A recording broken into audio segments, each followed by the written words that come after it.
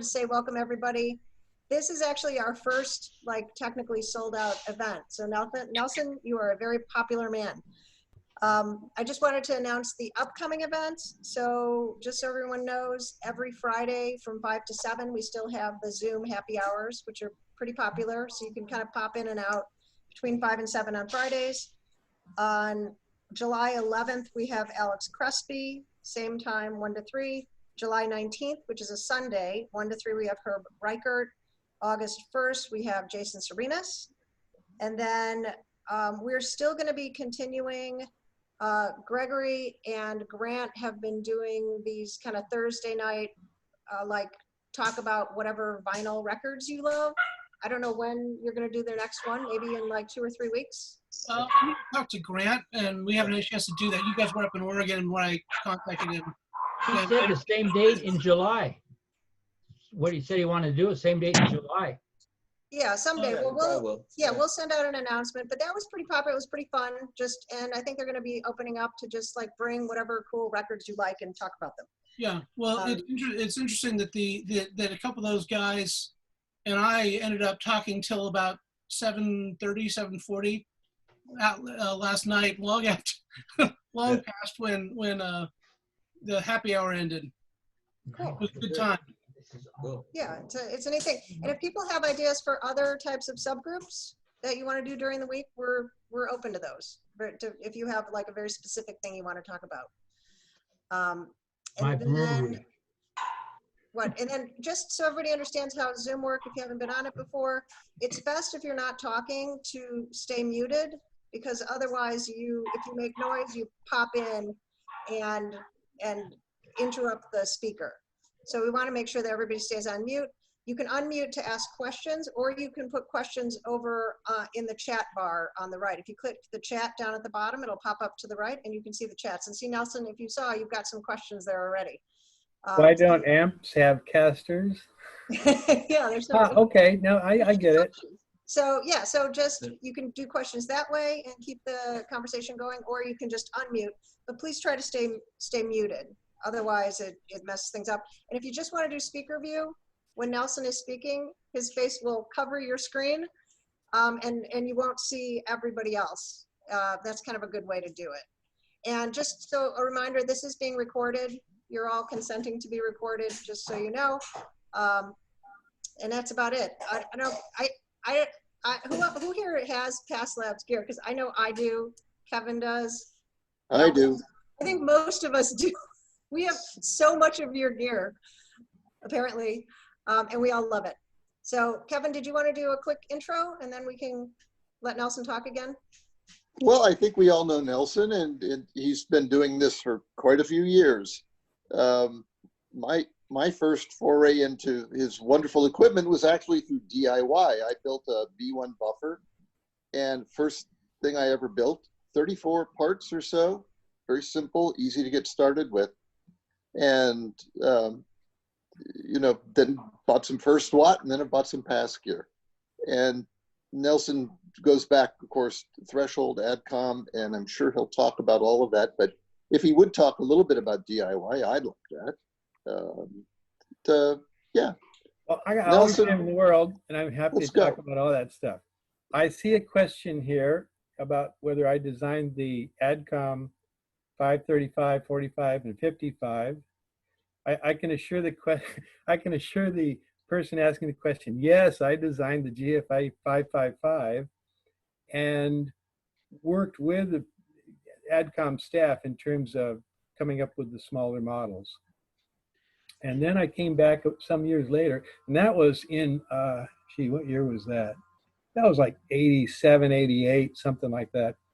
And then around 91, just as I was starting Past Labs, AdCom brought me in to do the 5500 series, starting with the 5800.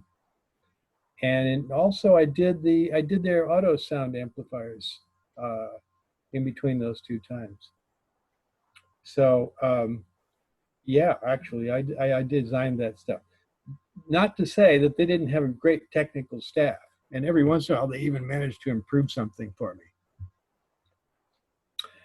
Other questions? Let's see. Is there any? Oh, this is a ramble. Okay. F7 officially available for DIY? No, it's not. Well, first off, we're still selling them, so we don't actually release the official schematics.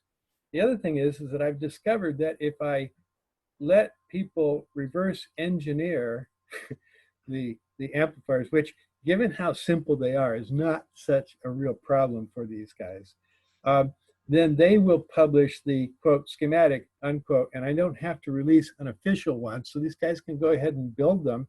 But the cloners seem to insist on having an official schematic, so all I have to do is not put official on anything, and that solves a lot of trouble. So the essence of it is there will probably never be an official schematic in the near future. But if you go to DIY Audio now, the Past Labs forum on that site, you can see several F7 schematics, all of which have been, shall we say, wink, wink, blessed, and say no more. So if you want to build an F7, it's easy enough to do. Very simple amplifier. Almost as simple as my totally stripped F5. What else you got? Oh, active crossover. I have 200 of these circuit boards for the active crossovers, and on my bench behind me, I have 4,000 transistors to go in them.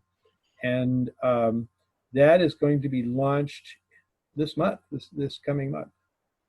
The crossover is an adjunct. There already is a crossover at DIY Audio that you can buy the board and the FETs for a modest amount of money. And it originally, it served two projects at once. One, it was a fixed value circuit of what was known as the B5, which was a crossover that First Watt developed for the purpose of open baffle and full range speakers, which happened to be a favorite category of mine. And so I developed a B5, which was a highly variable version of the crossover that did a good job on those. And then when Siegfried Linkwitz, well, Siegfried, as you may or may not know, had a house, which is a couple of blocks up the other end of the beach, as it were, here at Sea Ranch, and he'd come out. So I actually got to know Siegfried pretty well because we were neighbors, and we would sit on his back deck and eat his food up and watch the water. So he was doing the LX Mini at that time and was doing it with DSP. I've told this story before. In fact, I told it at his memorial, but it's a good story.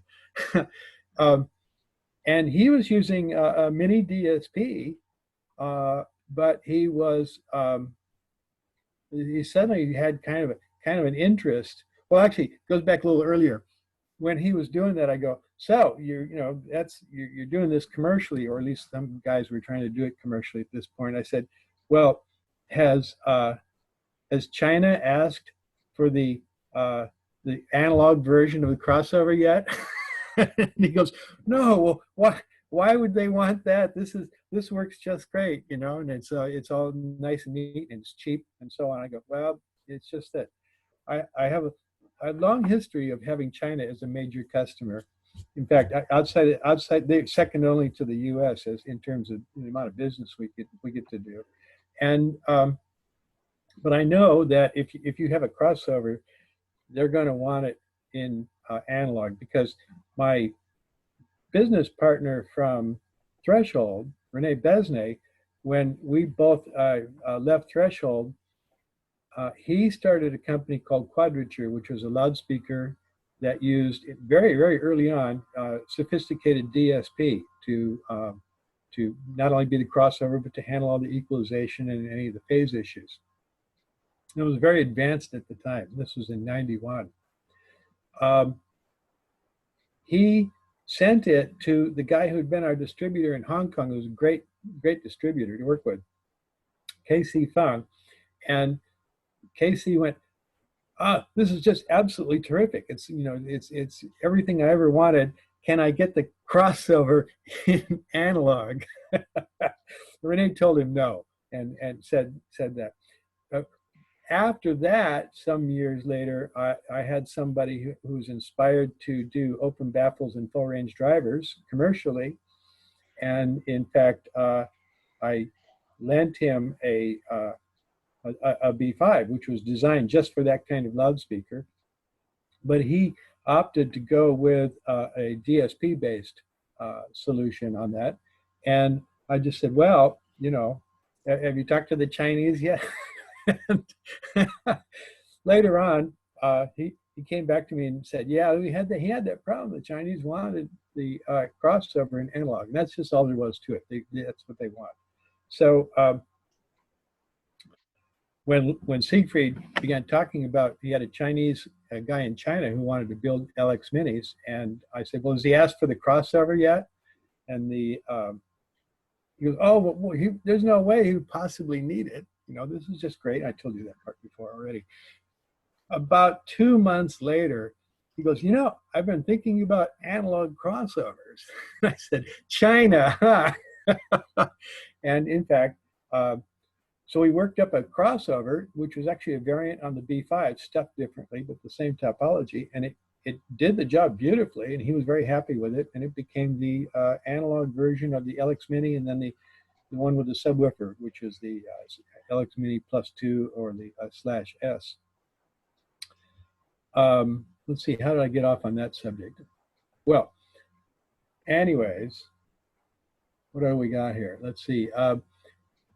565 mono blocks. Do you recommend a service tech for these amps? Tough to say. I'd have to think about that.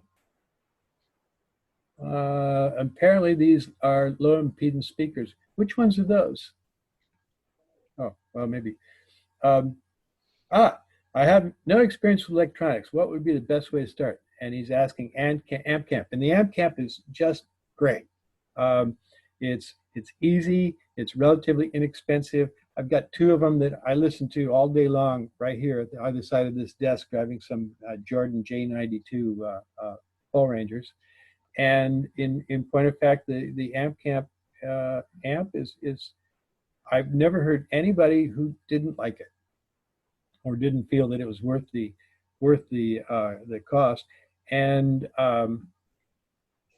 yeah, I recommend it highly. I think it's a great place to start. There's plenty others though. You don't have to be limited to that. And that's the great thing about DIY audio is a lot of these guys appreciate simplicity in the same way that I do. And so there are numerous projects, not just mine, there where, you know, you can put these things together. You might want to practice learning to solder a little bit before you tackle the board, because it does take a little bit of practice to do soldering, and everything else though is pretty straightforward. You know, just don't cut yourself on the X-Acto knife when you're trimming things. And I say it all the time, and I will say it again, is that the DIYers are the happiest audiophiles I know. And, you know, they really are, they have the opportunity to be deeply involved in what it is that they're doing. It provides a lot of satisfaction. And of course, they get great gear for a very low amount of money. And Nelson, people can always go on YouTube and look at videos if they want to learn how to solder or trim wire. Oh yeah, you can go on. I'm just suggesting that they practice before they hit the board on this. Yeah. Let's see, what else do I got? So Nelson, what was that amp you were just referring to? I don't see it in the notes. The amp camp amp. Yeah, is it A, B, C, A, M, P? It is a little 5-watt single-ended Class A. Oh, okay. So and it's they sell, Stephen, I can sell send it. DIY Audio, they sell it as a kit. There's only a few dollars for the board, and you can keep going on up from there, and you can go all the way to the whole thing with the chassis and so on and so forth. Great. Yeah, we have been doing that. The Amp Camp was a project that was an outgrowth of Speaker Camp up in Sebastopol here. Dana Brock and his son Nelson Brock had done a loudspeaker that he showed off at let's see, I think it was the first burning amp, which was what, 17, 18 years ago now. Yeah. And everybody just thought that was amazing. And here's this teenage kid who built it was a Voight pipe with a Pioneer full range and a little tweeter stuck in it. So subsequent to that, they decided to hold Amp Camp, where they could, where for a very modest amount of money, you could sign up and you'd show up, and in one day, you would build from scratch a pair of speakers and take them home at the end of the day. And it wouldn't have cost you maybe $100 or so for the whole thing. And so it was a great way of getting about, 20, 30 people together and actually, introducing them to do it yourself, in this case, speakers. So I don't know, and they've only done it once. They were talking about doing it this year, and we all know how that worked out. So, but I think there's still a future for that. They may do speaker camp again. Amp camp was just we did a speaker camp. How about an amp camp? And so I was approached to tackle that, and I can show you the amp camp. Just a moment. Let me just pull the plug on this.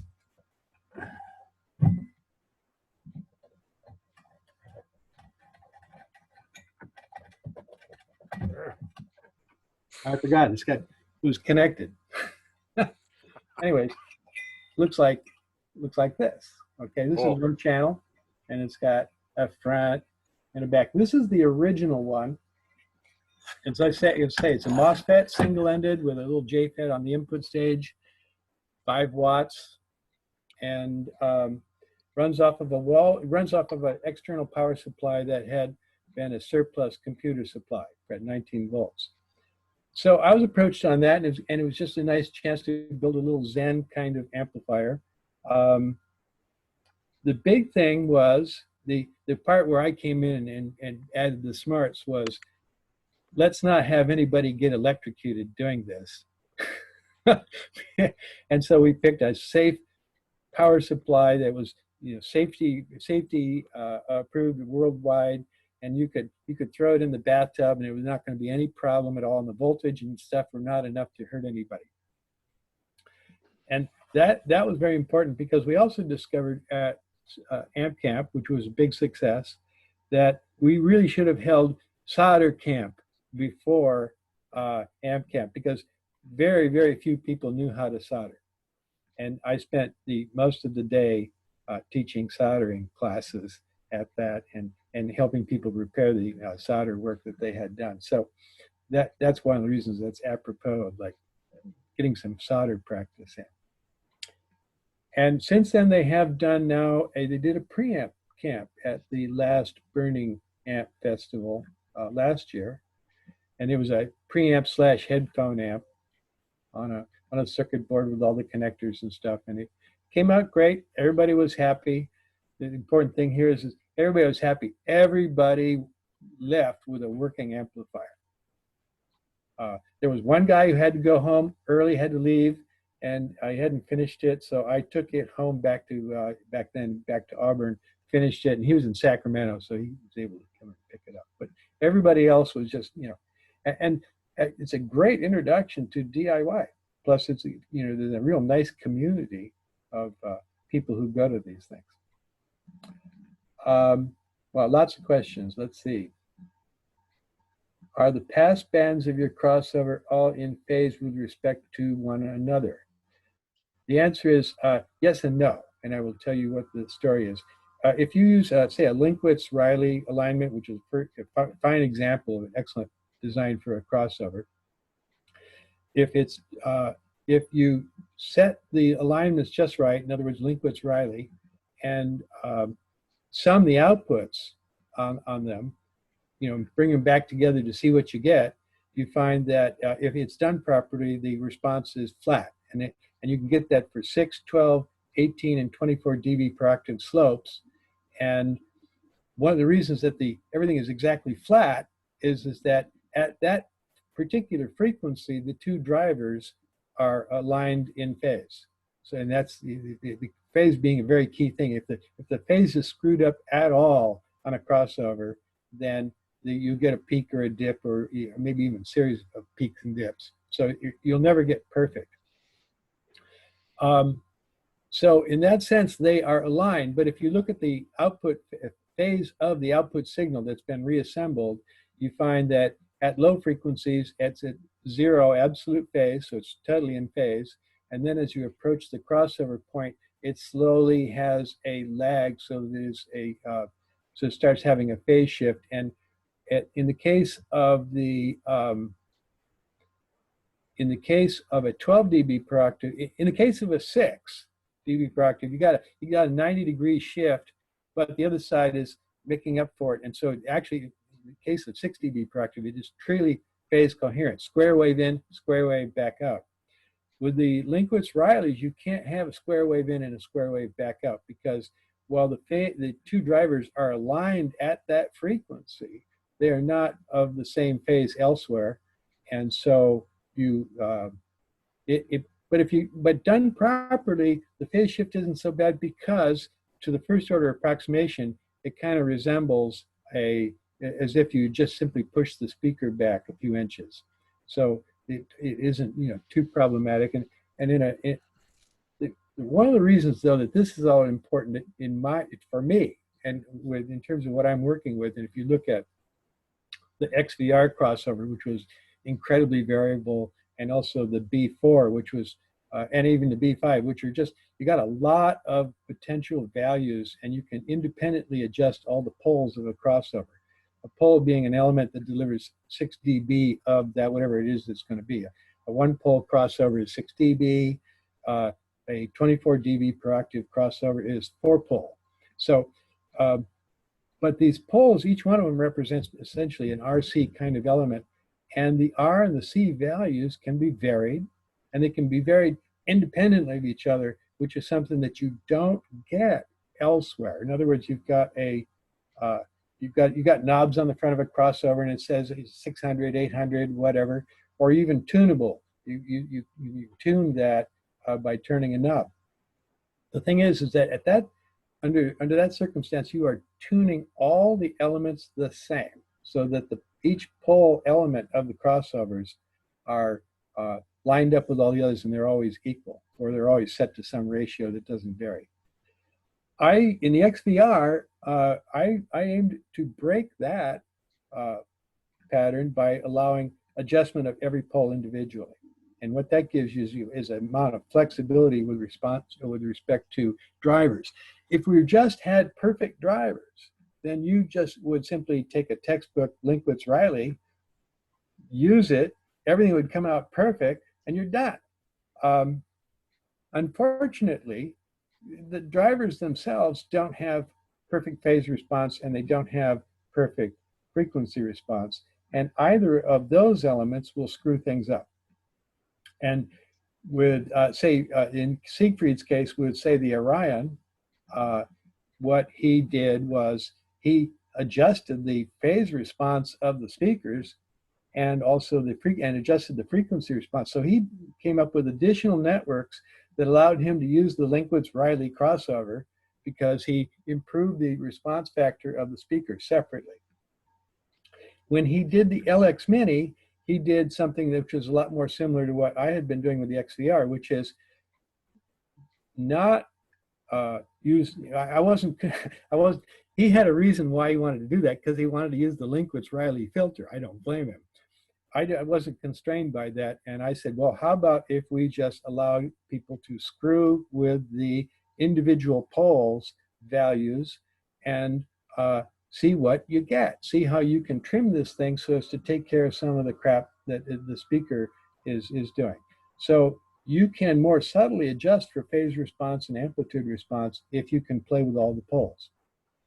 I have a crossover that is coming out at, well, there are 200 on their way from a PC board house in China. So it'll be out very quickly.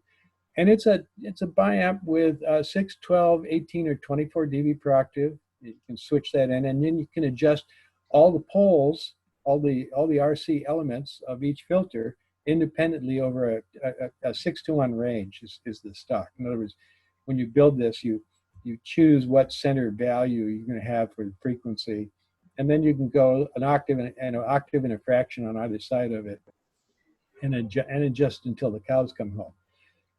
If you plug in, and I run this up on simulations, if you plug in a crossover, say the Linkwitz-Riley, and there's others too. It doesn't matter if you plug those response curves into a computer, but you then simulate what would be happening if the drivers had this much phase shift or this much bandwidth. You can see what happens to the signal, and it's not pretty because I have an example here of a 1 kilohertz, 24 dB per octave slope. The electrically summed response is dead flat. However, if your tweeter, your horn driver, or whatever you're using at above a kilohertz, is say only flat down to 500 hertz, and then rolls off like with the characteristic of a cone, and if the woofer was similarly set up so that it would go an octave higher than the crossover, namely 2 kilohertz, and wouldn't do any roll off because of its size and the air resistance leveling out. But that's good. I mean, normally you don't even get that much bandwidth beyond the crossover point out of these drivers. But even under those circumstances, it threw the whole thing off about 3 decibels. But if you go and trim the individual poles and screw around a little bit, you can flatten it out to plus minus about 1/4 of a dB without any problem. So I've lost my screen. Oh, I don't know quite what's going on. That's because somebody is sharing their screen for some reason. I'm not sure why. Well, okay. I'll just keep talking anyways. We can hear you. So the cool thing here is that if you want, you can adjust these things for Linkwitz-Riley and so on. But the reality is that if you either have incredibly good ears, or if you care to use some measurement equipment, you can tweak these things into a greater level of perfection. And of course, commercial manufacturers of loudspeakers do precisely that. But the bulk of DIYers don't approach this from that standpoint. They tend to go with what textbook filters, which are almost never optimal. So that crossover is coming out. That will allow you to do that, and I expect that everybody will have a lot of fun. I think you mentioned. Oh, go ahead. You mentioned tweaking individual poles to get a flat response. Yes. Did you mean power flatness or phase and power flatness? Well, you're never going to get phase flatness. You can get a decent sum, or you can get a decent sum of that, but the response of the loudspeaker's phase is not really going to go away. And as we point out, you can shoot for phase coherence, but you're not going to get phase perfection except with just a single pole filter. Now, if your drivers had a single pole roll off and could take the juice, you wouldn't need a crossover at all. They would blend perfectly. But we're stuck with flawed drivers, I suppose is the way to look at it. Thank you. Nelson, I have a question for you. I used to teach design for Six Sigma, and I taught this statistical analysis technique called design of experiments. And what design of experiments lets you do is it lets you take a number of control factors. For example, if you want to integrate a subwoofer into a 2-channel system, you might have factors like the gain, the crossover point, whether or not you plug up the foam bungs in your main speakers, etc. And you can measure, of course, the in-room response with a calibrated mic. And I use this approach, this design of experiments approach, to optimize the integration of my REL sub into my 2-channel system statistically. And what it shows me is where those input factors, for example, the gain or the crossover or the plug, how much they influence the functional response, that is the in-room response that you measure. The nice thing is that this approach gives you hard numbers that lets you look at interactions, and also what we call in Design for Six Sigma leverage, which is how much does each factor influence the response that you're measuring. And you get hard data with p-values behind this that lets you know the direction you need to go in when you're doing these types of designs.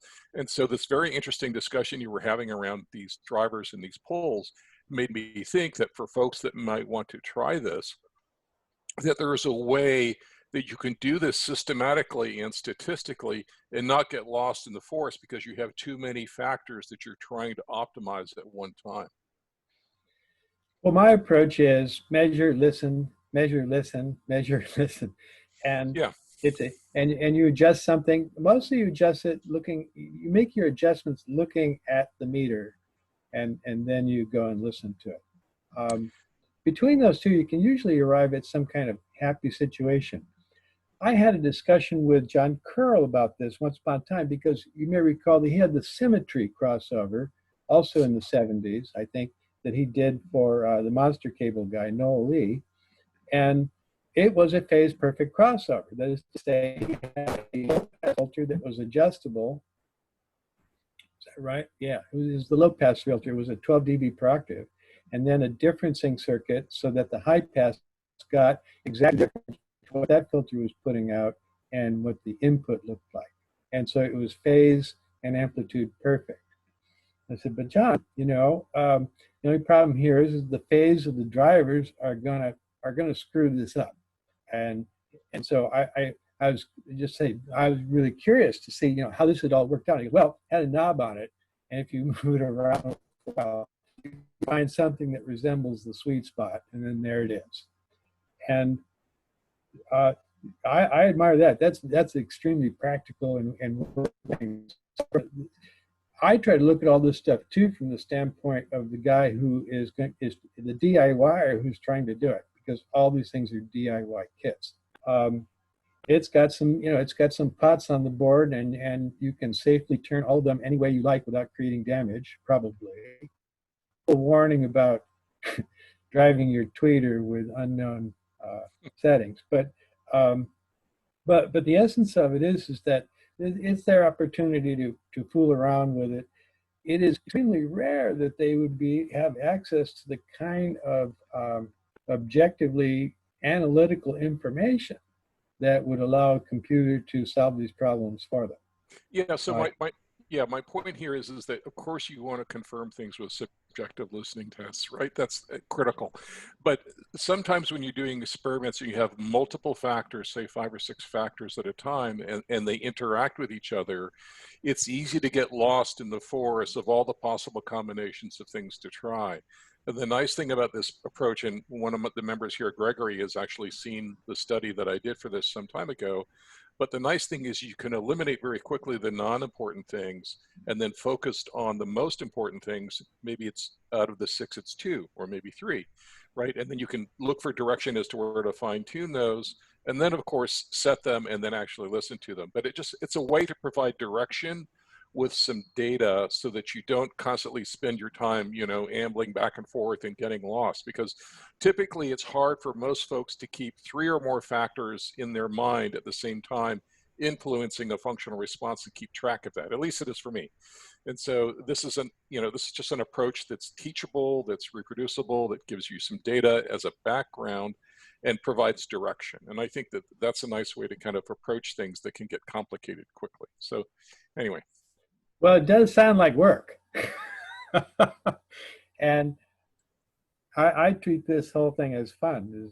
Yeah, it's actually kind of fun if you understand the principles. The nice thing is that when you start to understand that, you know, we're taught in university, right? Change one knob from 0 to 1, measure it, set that back to 0, change the knob B to some number, measure it, set it back to 0, change knob 3 to some number, measure it, set it back to 0. We're taught one factor at a time analysis, right? The thing is, and you know this as a circuit topologist, that many inputs to a functional response, whether it be an amplifier or speaker crossover, the actions that go on. And it's the interactions between those components that drive the thing that we care about, how the amplifier performs, how the speaker sounds. And the nice thing about this approach is it's teachable, it's easy to do it. The statistics are actually pretty simple once you know how to look at the graph, right? You just need to understand how to interpret the graph. But the nice thing is that it will show you the nature of interactions, right? And I'm sure as a circuit topologist, you've designed amplifiers where you make one function of the amplifier better, something else gets worse, right? Or sometimes you get, you know, 2 functional interactions that you get a positive where two things get better, right? It's very hard the way we're taught in universities to deconvolve those factors and understand the nature of those interactions. And this is just a simple way to do that. Steve, just a question about DOE. I think you need to use software in order to exercise it at all. It's not something that you can do with a pencil and paper. It is actually something you might want to mention that to the group.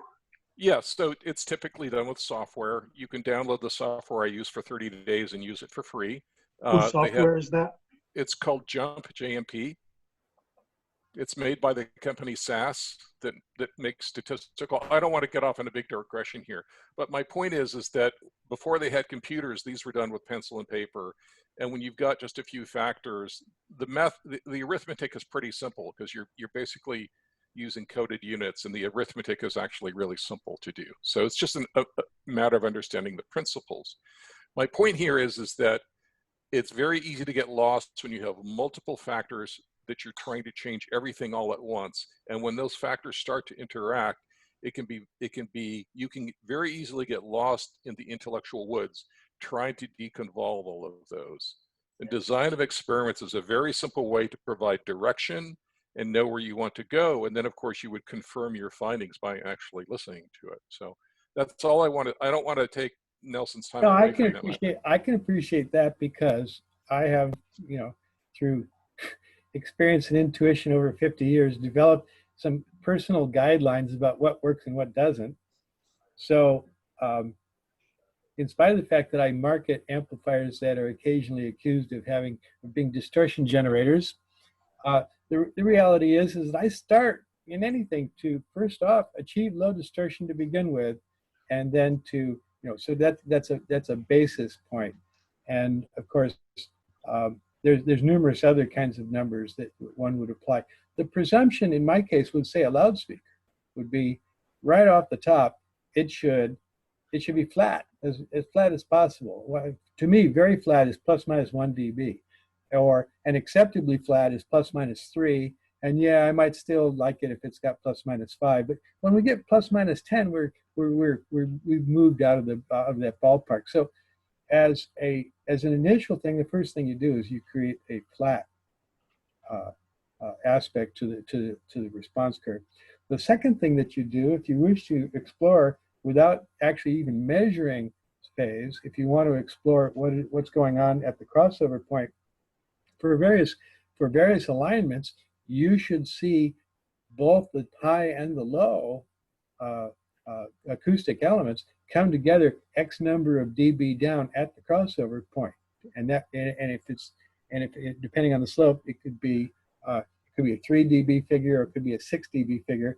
It'll never be flatter at greater than 6, and very often it's not really quite so flat at 6. But if it is, for example, 3 dB flat, and you have two examples that are both come out acoustically flat, one of them doesn't meet that criteria as well, you can easily hear that kind of phenomena. The phase isn't as good, and people argue about the ability to hear. One time it was pronounced that you can't hear a phase. In point of fact, it's been demonstrated since that you can, particularly when multiple tones are involved and there are phase relationships between them. And that speaks to absolute phase too. I have a number of people who, in blind testing, were being able to identify absolute phase. However, usually it was material that gave them some kind of a clue. That's a high amount of second harmonic distortion in an amplifier, like in a SIT1. In fact, you can dial that up one way or the other. I found that people could tell absolute phase versus not in terms of being different. And in the absence of that, with waveforms that are more symmetric, it doesn't seem to be as easily perceived. I don't worry about it because you get the phase correct, and it's not an arguable thing that it might not be. What are my thoughts? Oh, wait a minute. Does a crossover have adjustment individual on each pole? Yes, it does. It's got 16 pots on the board, and all 16 poles associated with that are a 6-to-1 adjustable. Is it an important reason for existence for First Watt to act as a bridge product into the PAS family? Yeah, sure, absolutely. And not only that, but it's also, I've been using it as a bridge toward DIY because it's become popular for the guys on the forums to reverse engineer whatever First Watt's doing. And I will explain to them if they didn't do it wrong, but I don't have to bless it.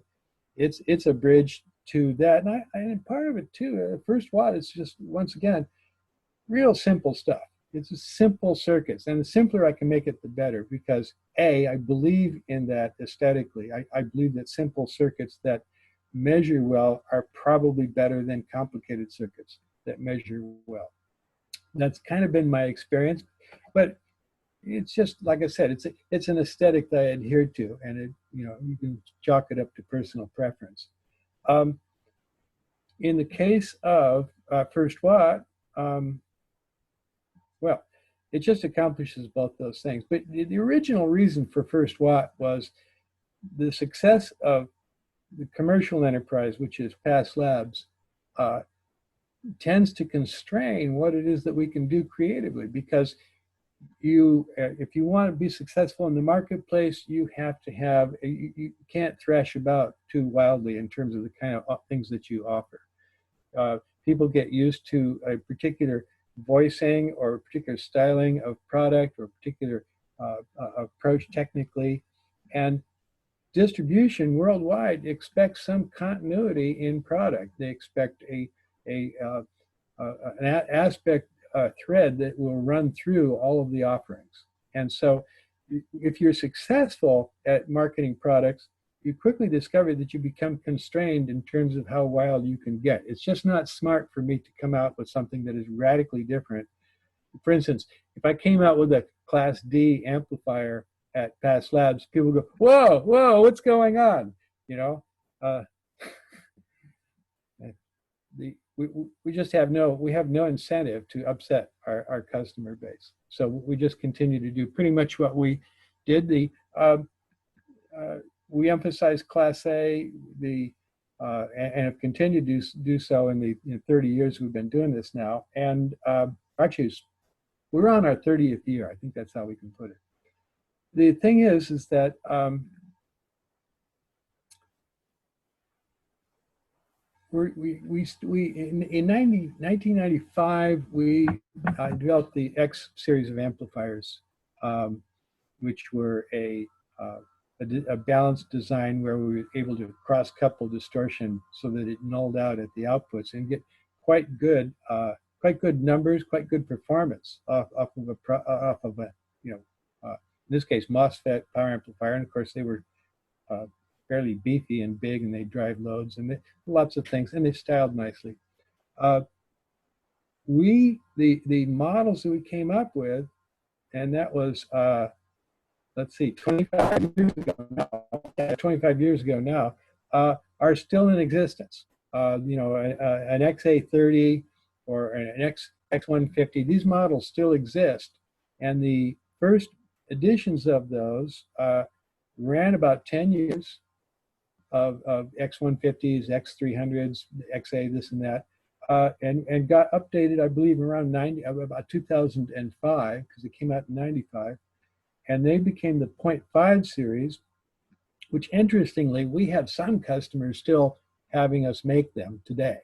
We're trying to get away from that, but actually there's still demand for the 0.5s, as well as the successor, which came 10 years after that, the 0.8s, which was going on not quite 5 years now. And, but we tried to make the changes relatively slight or small. In other words, we let the improvements accumulate, and then we introduce an upgraded version of the product. Upgraded as we see it. As I said, I've still got a couple customers that like to buy 0.5s, and we still make them for them. So there's this conservatism that creeps in when you're doing well, and it is a money-making enterprise. Meanwhile, in let's see, I think it was in 2000, or maybe it was I think it was 98. I was already experiencing that situation personally because I like to create stuff, but I couldn't really expect past labs to go out and build, odd new designs. In fact, I actually I founded First Watt as a concept so that I didn't need to make money. I figured it was adequate if it simply paid for itself, and but it gave me the opportunity to just design arbitrarily, do whatever I want, without concern to how many got sold. If I discovered something really cool, I could send that up to Past Labs, and they could figure out how to incorporate it into product, at a later date or not. But so First Watt serves as a kind of a minor league tabletop company. At least that was the idea. Building, simple little amplifiers. I bought 2,000 chassis without knowing what amplifiers were going to go in them. However, I designed it so that I could pretty much, put all sorts of different circuits into those chassis, and we're just running out now. But people wonder why every First Watt amp looks like every other. It's because I bought 2,000 chassis. At that quantity, the price was really good. And given how metal has continued to go up in cost as the years go by, 20 years later, it turned out to have been an excellent investment. So let's see, that was the comment about First Watt. Those are the functions of First Watt. I get to do whatever I want. And if I think that it's good enough, then we take it to market. And if it sells well or not, is not actually an issue. In the case of something like the J2, we are still making them, although we're getting ready to stop because I have a replacement product that I'd like to bring out. But it originally was supposed to be only 100 units and no more for product. In the case of the J2, we just kept building them year after year because people loved them so much and they sold like hotcakes. The SIT amplifiers, we would be doing the same thing, except for the fact that I only got 2,000 SITs made back when I had those things fabricated. The company, SemiSouth, went out of business, and that was that.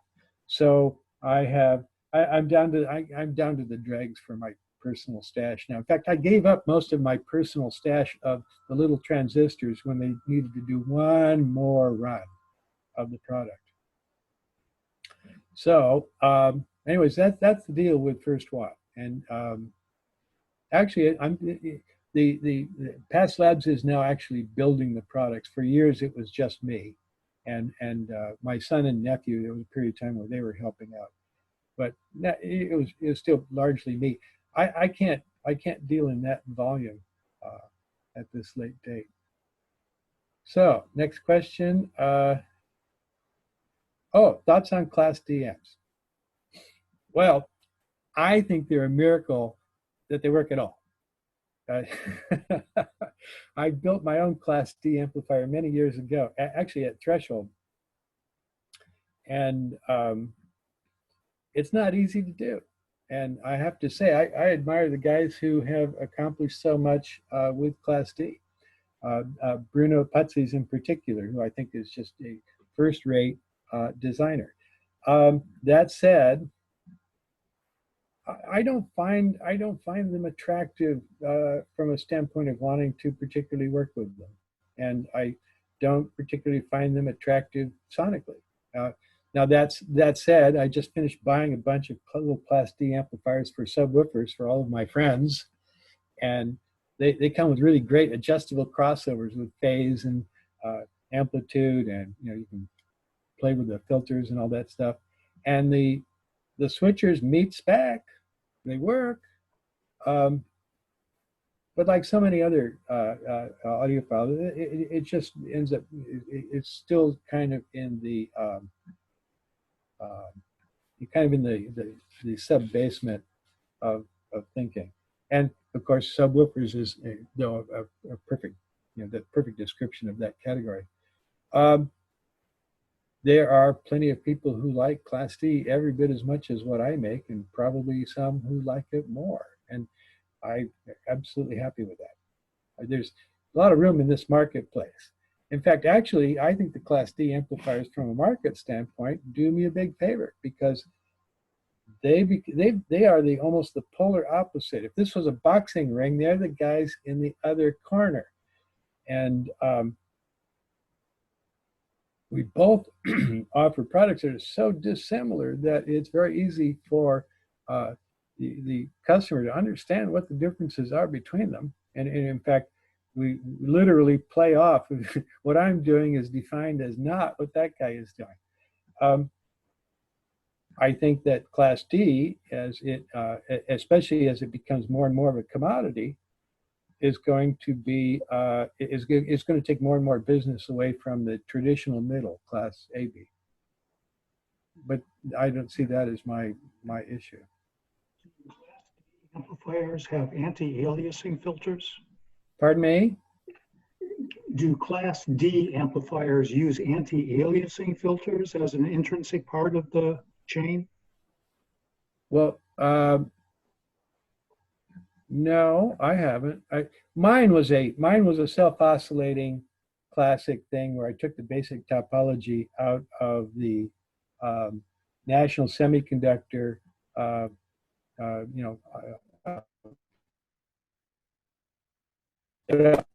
big glossy paperback volumes. Oh, linear applications is what they were called. They go, oh, well, you want to design a Class D amplifier? This is what you can do. Well, it was a self-oscillating unit that then used an LCD. And Gordon Holt thought it sounded good, but it was only like 50 watts. I still have one. One channel failed. I don't know why. On the shelf. Anti-aliasing, in what other sense than output filters? So if I have a Class D amplifier, I am sampling the signal, am I not? Well, I suppose so. And so typically before I sample a signal, I want to make sure that it rolls off before twice the bandwidth, right? Or half the bandwidth. Yeah, or even greater distance. Yeah. I mean, so I mentioned the unattainable theoretical limit. But so do Class D amplifiers not need to use anti-aliasing filters then? They have an output filter. Okay, just an output filter, but not on the alias, not on the input. Well, it's a little more complex with the self-oscillating. I think when you look at Bruno's design specifically, is he took the self-oscillating design and actually just performed a lot of very careful tweaking to the design and produced something which has as you know spectacular specs. And that's a real serious advance. Now, the thing is that the filter is part of the feedback system because it's a self-oscillator. There were other designs where they had a clock somewhere. And I don't know a mathematician to intelligently discuss whether that constitutes anti-aliasing or not. Thank you. Let's see, what do you got here? Class D. Past labs in terms of COVID-19. Well, we shut down for 2 months. What was it? Basically April and May. And at the end of May, we fired back up again. During those 2 months, we didn't get much done. We had somebody at the factory to answer the phone and receive and maybe ship some stuff, but it was just shut down for that period of time. And then, fortunately, we have a lot of room. That is to say, it's a big space. So we have our people back, and we just simply have ended up, distancing them sufficiently to meet the local requirements. So at the moment, it's functioning. There are numerous people at Past Labs, like me, or for instance, Wayne, or Barbara, who's the has been the accountant all these years, they can work from home. In fact, I don't travel. I don't work there at all. So some of the people simply aren't there, and it hasn't been an issue. For instance, R&D just kept moving forward as if nothing happened. But actual product going out the door was not much for 2 months, and now it's back online. Sales are quite good. I'm surprised. I think it may be that all the people stuck at home decided to buy hi-fi gear. That's my personal pet theory. Let's see. How do you go about testing and development on the? How did you go about on the 0.8 amplifiers? Well, as I said before, the product, the 0.5s were getting a little long in the tooth, and we had decided that at about 10 years or so we would replace them. So about 2 years before that, we started looking at what it is we wanted to do.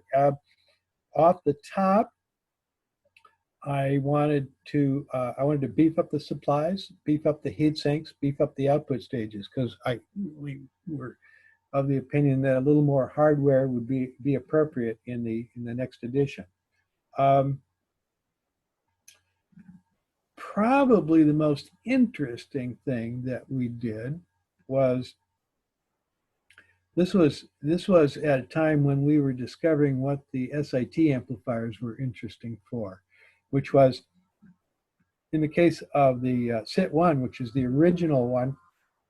I took the semi-south SIT transistor, hooked it up, loaded it with a resistor to a positive rail, and in fact, it was the only semiconductor in the circuit. It was all R and C all around it, and just ran it without feedback, and drove speakers. Now, had a relatively high output impedance. The damping factor, as I recall, is like 8 or something like that. The SIT device is very triode-like in its characteristics, so that it has a lower output impedance off of, if it was a tube, off the plate, but instead it's a FET, and that was off the drain. So the output impedance is lower than you might expect just looking at it, because there's a low output impedance to the SIT itself. But it had a very simple circuit. It had in fact, it was reminiscent, if you ever seen the project that's called the D-Light, which was a depletion mode MOSFET coupled to a 300-watt bulb that went off to a positive supply, and that was the amplifier. One of my favorites, not only because it was really, really simple, but because at Burning Amp, I stood up and I had a little table there and this was at Sausalito, and I said, we're going to build the D-Light. I've got a light bulb, I've got the transistor on a little heat sink, I got a power supply over here, and I've got an output capacitor, and I proceeded to clip lead these things all together, and then we threw the switch. And just before we threw the switch, I said, well, if it doesn't work, maybe it'll at least catch fire.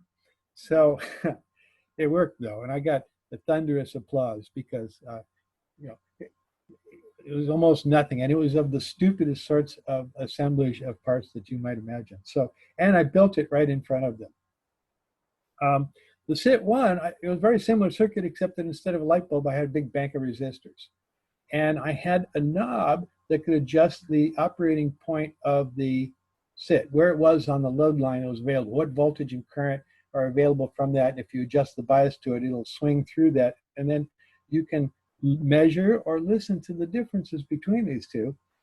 And in the case of that, I found, because it is a second harmonic beast, but you could, by adjusting the load line, you could put it into a second harmonic that either was in phase with the fundamental, or as you turned the knob, and as you turned it up, literally, the bias point would be shifted to the point where the second harmonic nulled out from the two factors that were competing on distortion. And those are the drain characteristic versus the gate to source. These are two nonlinear, almost square law on a clear day, but not quite.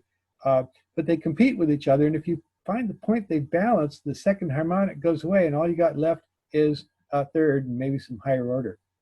So this amplifier, the set one, you could, if you turn the knob down, you got a lot of second harmonic of what we call negative phase. And then as you turned it up, that nulled into just what was left of, as third. And then if you continued to turn it up, the second harmonic came back, but now it was, well, it was an inverting circuit, so it's complicated. It was technically negative phase, but you invert the circuit, and now it's positive phase. Anyways, the point being, though, is that people, I built several, and I passed them around, and people got to decide where on the knob they liked.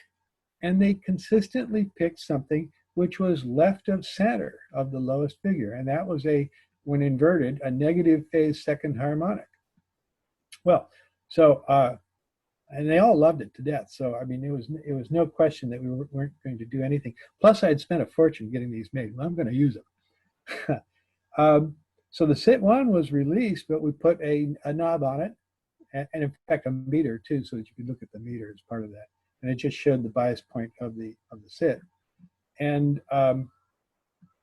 I made that value of second phase that everybody seemed to like so much, I made that the center point, so that you would go in either direction for that. But if you wanted the lowest possible distortion, you could turn the knob up a bit, and it would null the second out. But that's not where people tended to listen to it. They actually tended to like just about that same thing.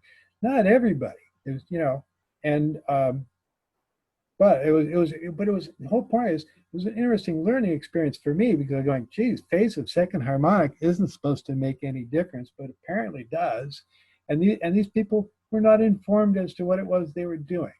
In fact, if you thought about it, people who didn't know anything would probably turn the thing up, because that's the natural inclination of human beings.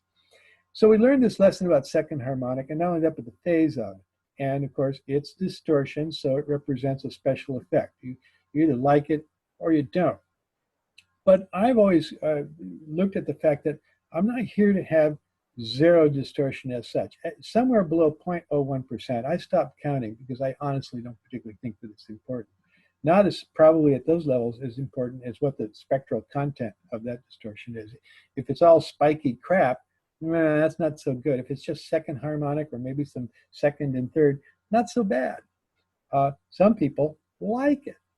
Anyways, the 0.8s, one of the opportunities I always have is if I'm going to have distortion, and I'm going to anyways, why not concentrate it into something which is less offensive and possibly even preferred. In this case, the output stage is a wonderful place to do that. In fact, I find that, first off, one thing I tell people right off the top, I almost never do a trick twice in a chain. That is to say, I don't want to see second harmonic in this and over here. I actually have some customers who do that and go, oh, it's great. And I go, it's not simple enough for me. But in the 0.8s, you have all sorts of opportunities when you are picking the semiconductors and adjusting them and doing that. You may have low distortion, and I assert that the 0.8 has good numbers. But at the same time, I see to it that the distortion we have represents mostly second and a little bit of third. At high power levels, there's more third. At low power levels, there is dominant second. And since I could pick, I chose the negative phase for that second. So let's see, that was probably the biggest single thing we did with regards to the 0.8s, was to alter the topology enough. Oh, and there was one other thing, and that is, in fact, this was Wayne's contribution to this. We went from what was known as a VFA, a voltage feedback amplification topology on the front end, to a CFA, a current feedback. And I keep telling people, CFA is poorly named, because current feedback in CFA is still voltage feedback. It just happens to be rendered with low impedances to make it work. You're not actually sampling the output of the current of the amplifier and then feeding that back. You are looking at the voltage you're all still looking at the voltage of the output of the amplifier, but you are looking at it through a low impedance connection. And it solves a couple of problems on the front end, and it makes a different performance. And in our, actually, the reason it got picked is it won our blind testing situation. I should explain that, and it goes back, we're down one listener at this point, but at the time, what we were doing was we had 3 systems that were our reference systems, and they all used the Tannoy HPD 15-inch coaxials mounted up in giant upside-down Jensen Imperial boxes. Now, Joe Samet, my deceased partner, would always explain it this way. He worked on these things for 10 years. And I had to say, by the way, they measured good. So you really couldn't say that he was like, but they weren't my idea of what it was I would want to take home, but I took them home anyways, just not in my living room. His comment about it, though, after all that work was, and the crossover is like enormous, and it's like a lot of work put into it, was these aren't the best speakers in the world, and you don't necessarily want them in your living room. What they are good for is hearing the differences between amplifiers. That is really what they do. If the amplifier's got a different sound to it, you'll hear it. That said, I don't listen to them for pleasure. So, and people in studios will tell you similar sorts of things. They're not necessarily after the very best loudspeaker sound. They're after something that allows them to do their job, and often use more than one kind of loudspeaker to do it. I'm reminded of a story that I heard not long ago. Let's see, maybe I wander off too far if I do this. Where did I come from on that? Let me take, I'll drop that subject. But the point, the point was that these were the decisions that we made with regards to the 0.8s, and that's how they came out. And there were some, it was interesting. Initially, there were a few people who went, "Oh, this is a mistake. I like the 0.5s better." But I had to smile because one of the more prominent persons who had that reaction online came back like a couple months later and goes, "I changed my mind. I like the 0.8s better after all." And so, well, maybe they had to break in. So, anyways, we're busy working on the next generation.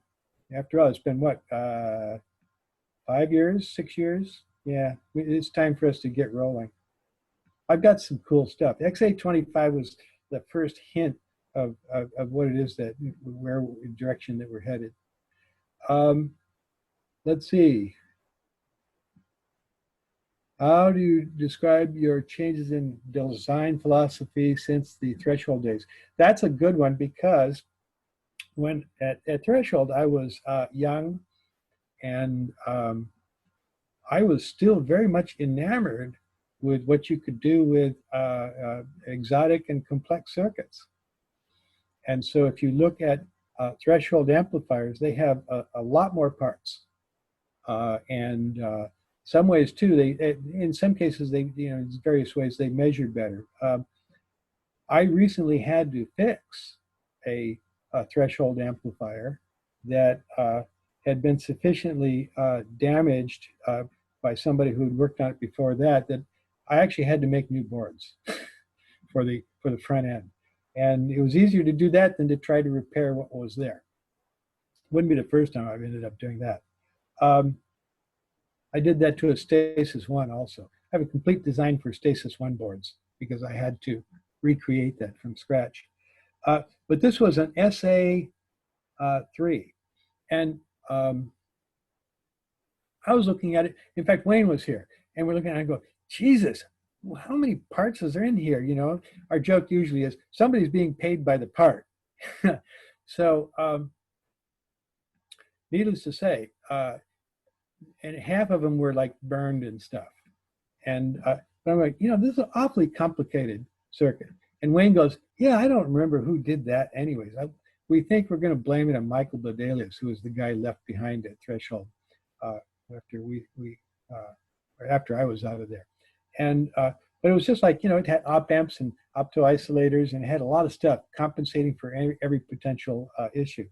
So, but it wasn't totally unlike me to possibly done such a thing, because I was young and not nearly as smart as I am now.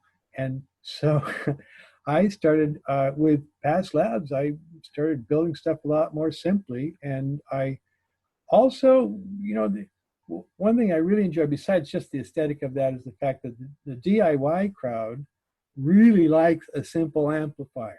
It's simple to build. One of the most popular articles I wrote a long time ago was there was a son of Zen. There was a Zen, and then there was a son of Zen amplifier, and it is a single gain stage amplifier. But the son of Zen consisted of two MOSFETs operating push-pull differentially, and they had a balanced in and a balanced out, and it was biased by big power resistors. There was one big power resistor going off to the negative rail that tied to the sources of the FETs, and then there were two big power resistors that went off to a positive rail, and then you hung the loudspeaker between those two. So there was a total of 3 power resistors, 2 power transistors, and a couple of small resistors. People loved it. They were building them. And I had one guy, though, explain it to me. He goes, well, actually, I know how to weld, I know how to solder, I know how to work wood, I know how to do lots of stuff and be useful, but I'm afraid of these little 3-legged beasts. And I went, wow, that's amazing. But that sort of reaction actually, all that did was boost my desire to do things as simply as possible.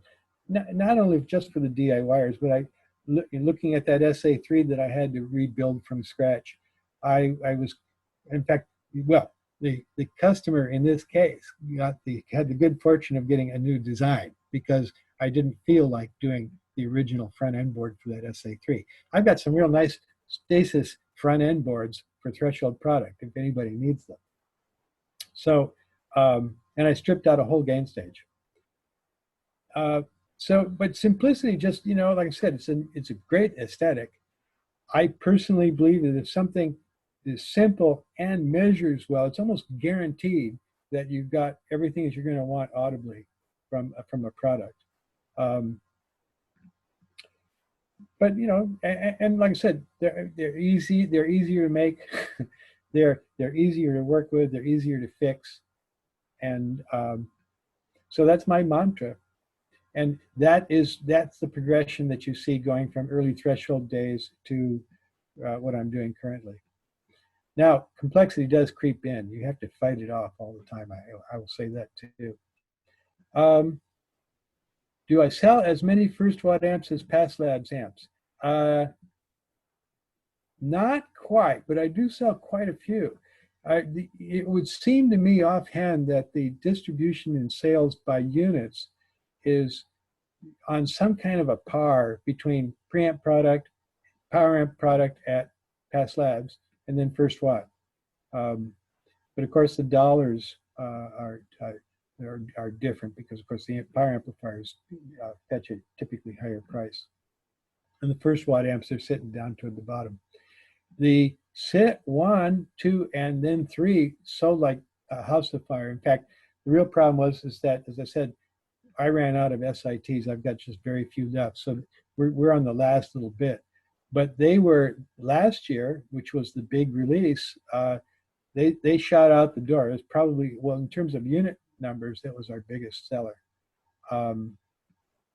Let's see. How's the XA25 circuit different than the 0.8? Well, it's XA25 is single-ended system in the sense it's got RCA inputs. It doesn't have balanced outputs. It has gigantic, what we call hockey puck MOSFETs. There's big industrial parts and only uses 2 per channel. And it does something else that's quite special, and that is that I'm operating the gain stages in that amplifier without what we call degeneration.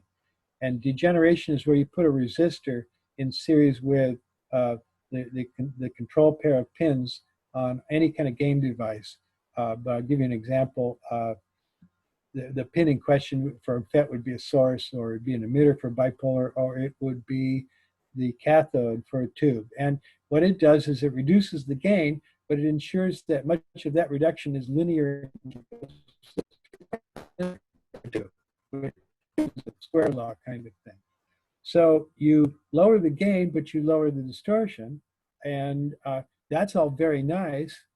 It does it does a couple of things. One is it raises the output impedance of that circuit, which is not typically. It does alter the spectral content of second versus third, and it will tend to suppress the second in favor of, you'll see a little more of the higher order harmonics creeping in.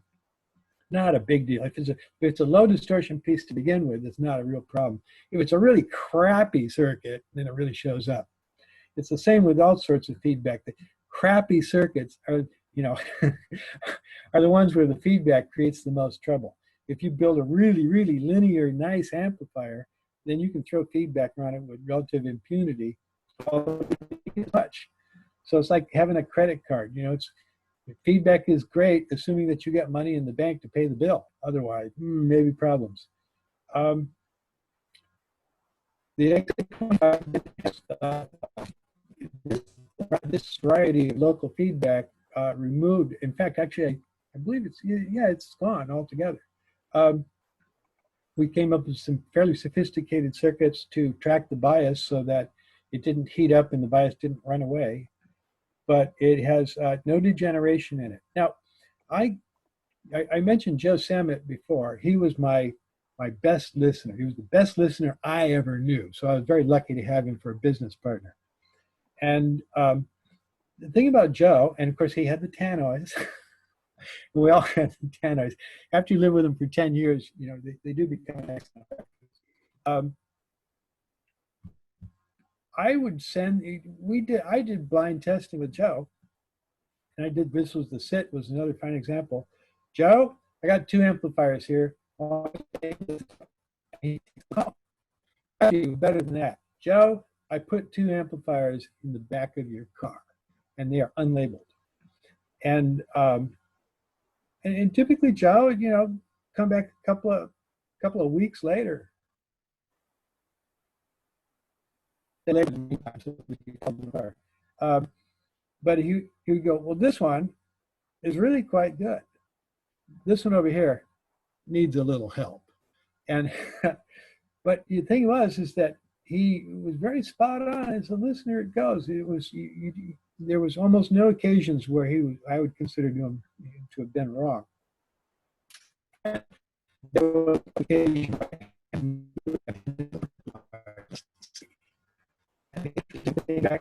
he came back and went, I can't tell. I don't know what it is. And I'm like, well, they're the same amplifier, Joe. Congratulations. So the thing is, mine says my speaker is not working. Anybody talk? So I get a lot of breakup. Yeah, you're When you're talking, I get a lot of breakup. Yeah, I think it must be on Nelson's end. Your mic. Or it may be an issue of having this many users. Yeah, it sounds like a bandwidth issue more than Nelson's microphone. I agree. It's not a microphone. It must be bandwidth somewhere. Yeah. Can you hear us, Nelson? Nelson is muted out. You need to turn him back on. You need to unmute Nelson. Okay. I've been watching Nelson's mouth, and it's definitely not Nelson that's breaking up. He's good. Well, he's way out at the beach, so his connection's probably a little iffy. Nelson, you're muted if you can unmute. The top right of your picture. Somebody send him a text. No. Click on the 3 dots. Can you hear me now? Yeah, thank you. Yeah. Sorry about that. It's coming through. See, the technology is not that great after all, is it?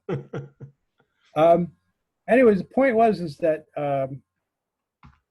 Joe was the guy who could hear this stuff, and he could hear it blind. So one of the tests that I ran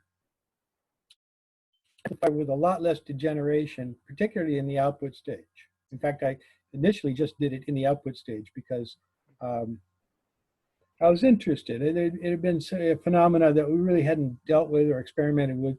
It was kind of necessary having those resistors. Otherwise, the bias tends to wander up, and as it heats up, you get some runaway functions. Designers of bipolar amplifiers are the guys who are most cursed with this. The guys who don't have to worry about it very much are tube guys, and also guys who designed with lateral MOSFETs. But we're running verticals because we want the cojones to deliver that grunt factor on a power amplifier that the lateral MOSFETs don't give you. Anyways, I sent him home with a blind example of one with less degeneration than the other, and he came back and goes, "I don't know what you've got, but this is really good." We went, okay, and on that basis, we began developing more circuits that would allow us to undegenerate the circuitry that we were running. There is just something about the quality that comes with that. And I would say that it doesn't even necessarily correlate to all that much to what I measure. Is my voice going? Yes. Okay. Do you need to compensate with increased overall gain, overall feedback? I'm sorry, say again? Yeah, when you reduce the degeneration, do you then increase the overall feedback? Yes, you do. Or you can throw it away somewhere. Yeah. You don't necessarily have to have more open loop. For example, degeneration in an output stage hardly alters the open loop at all. Right. And so which do you do? Do you throw it away or do you use global feedback? Depends on where you take it. I mean, okay. It depends where you go.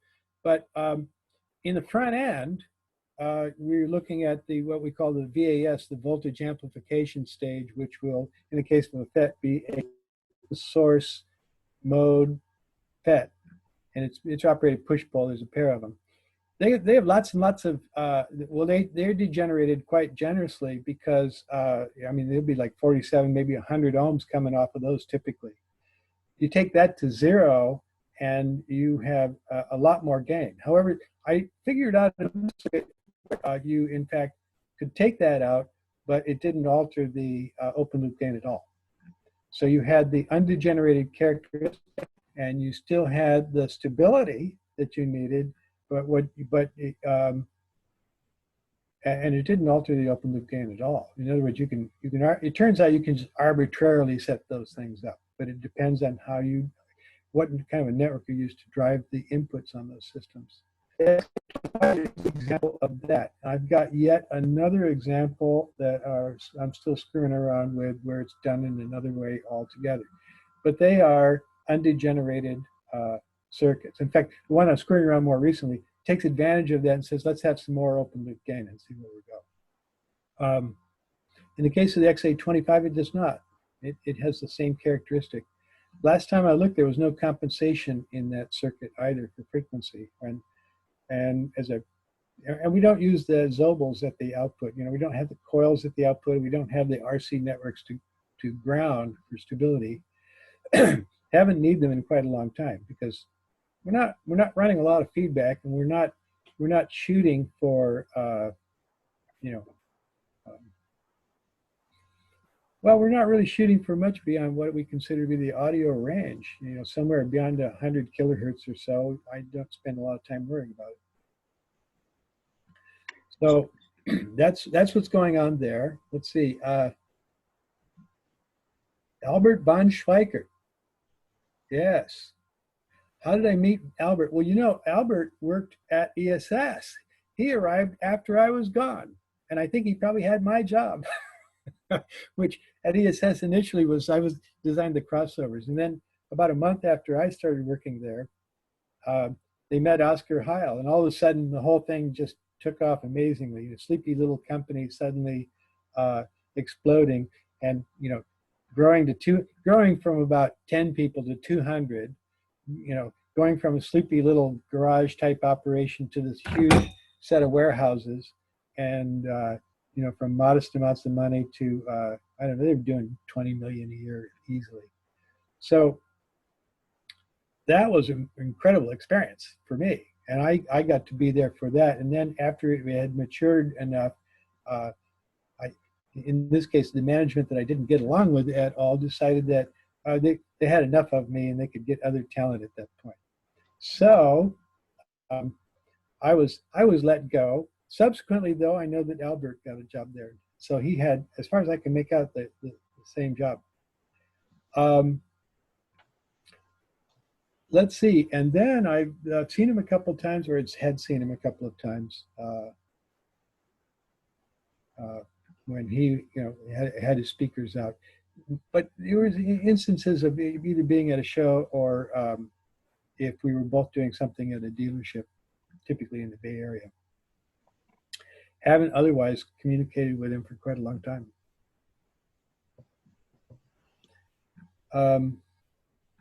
So I don't even know where I met him. I probably met him at a show. Casework on Aleph amps was striking. Yeah, that was me. I designed that, the old Alice with the big heat sinks. You know, in other words, it was a heat sink pretending to be an amplifier. And I thought it made a nice statement. Now, after in 1995, when I got Joe Sammet, I've mentioned him already a couple of times, but he was originally with Threshold. There are a lot of people that I've got now or have had later. You know, we worked together. He actually was a stockholder at ESS going back that far to 1972. When he left Threshold in like 81, and actually went to work for his father. The family ran casinos in various places like Las Vegas and such, or actually in this case, somewhere near Reno. Anyways, he went and worked with his father for a while, and actually was part of the gambling industry, and then joined Dan DiAgostino at Krell, and they formed Krell Digital, and those were the CD players and digital products that you saw coming out of Krell. And in 1995, he decided to leave Connecticut, partly because his wife Barbara, now my head accountant, what do you say? Controller is the proper word. She wouldn't come. He wouldn't stay in Connecticut because of all the snow and ice on the roads and everything. And said, "Joe, I'm going back to California. You can stay or you can come." So suddenly he was back in California. And after I had bought him out in 1980, it wasn't long before I realized I had made a huge mistake. And you probably have argued I bought out the wrong guy. But the point was that all these years later, 15 years later, I had the opportunity to get him back. And when he was out visiting in California, I snagged him and acquired his services again. And he became my business partner at Past Labs, along with Wayne, and now along with Desmond and Barbara. But just a moment.